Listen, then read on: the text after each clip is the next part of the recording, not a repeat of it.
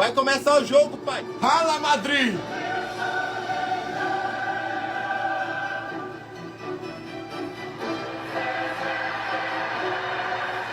Meu sonho é assistir um jogo nesse estádio. Isso é impossível, meu filho. Por quê? Porque esse estádio não existe.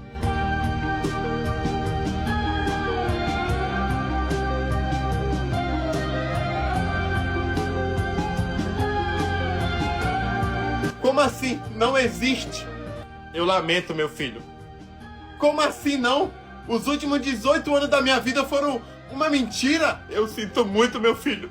Eu achava que todas as finais de Champions eram nesse estádio. Eu também fiquei decepcionado quando descobri.